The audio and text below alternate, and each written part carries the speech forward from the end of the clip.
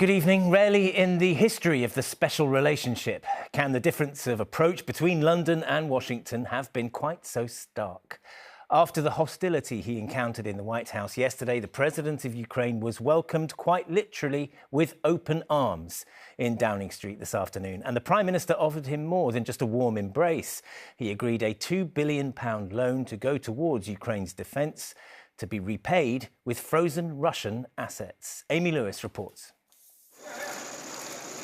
From an excruciating encounter to an embrace. Keir Starmer went out of his way to welcome President Zelenskyy by not just waiting at his front door, but by walking him down his streets. President Zelenskyy, can you get Trump back on side? The Prime Minister wants the world to know he stands with Ukraine and is showing that when one door closes, another opens.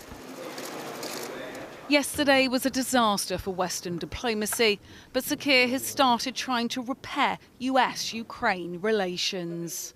You have full backing across the United Kingdom, and we stand with you, with Ukraine, for as long as it may take. I want to thank you, people of the United Kingdom, such big support from the very beginning of this war. Thank you, your team. Have you said thank you once this entire meeting? How very different to Zelensky's Oval Office meeting in Washington yesterday. You're gambling with the lives of millions of people. You're gambling with World War III. Thank you very much. Since then, the UK government has been pulling out all the stops to support Ukraine. A £2.2 billion loan has been approved, using for the first time revenue from frozen Russian assets. President Zelenskyy has been invited to meet the King at Sandringham tomorrow, their second encounter in 2 years. And most European leaders have been rallying behind the nation.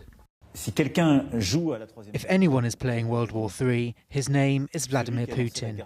He's the one who launched the war of aggression 3 years ago. There's been no public reaction from Putin, but this is the message from the Russian military. Ukraine say one of 9 overnight drone strikes hit a medical facility for chronically ill patients. Western alliances and assumptions are being shattered, and action is needed urgently. Well, the meeting here at Downing Street this evening is just the start of trying to repair that relationship between Ukraine and the United States. Tomorrow, more than a dozen European leaders are going to be coming together at a summit here in London. They're going to be discussing the future of Ukraine, and of course that has taken on greater importance following on from yesterday. With our allies at loggerheads, top of the agenda will be how to get America back on side. Amy Lewis, ITV News.